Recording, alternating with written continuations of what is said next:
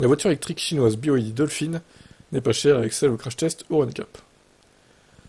Alors, la BYD, bon, elle a d'autres problèmes apparemment, la tenue de route est pas ouf d'après les derniers retours, et elle semble un peu cheap à l'intérieur quand même, et la conso semble assez haute. Bon, après elle a l'air sécure, c'est déjà ça, et son prix est pas cher. Alors, la Sandero n'a eu que 2 étoiles, la Spring a fait pire avec 1 étoile. Le constructeur avait alors rappelé sa stratégie de proposer une voiture à bas prix, qui reste bien sûr conforme aux exigences européennes en matière de sécurité. En clair, elle a été homologuée pour rouler mais pas dangereuse.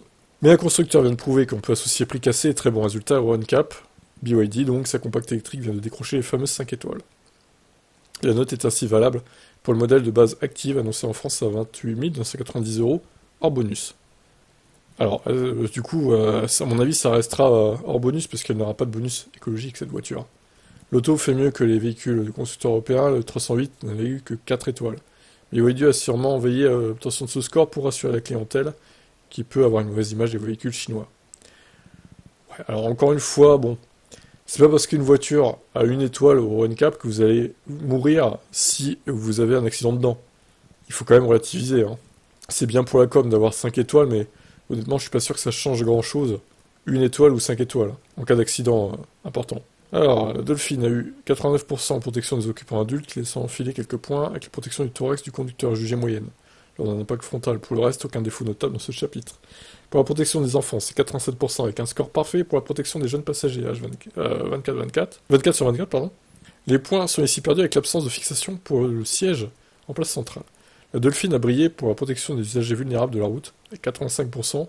Elle a un des meilleurs scores pour le choc piéton, contre capot et pare-brise. Son freinage d'urgence a eu de petites lacunes face aux piétons, mais elle était parfait avec les cyclistes et motocyclistes.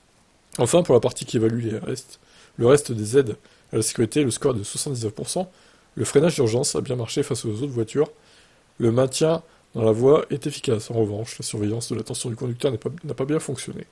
Il faut toutefois rappeler que la notion de sécurité ne va pas se limiter à la résistance à un choc ou à l'efficacité des aides à la conduite.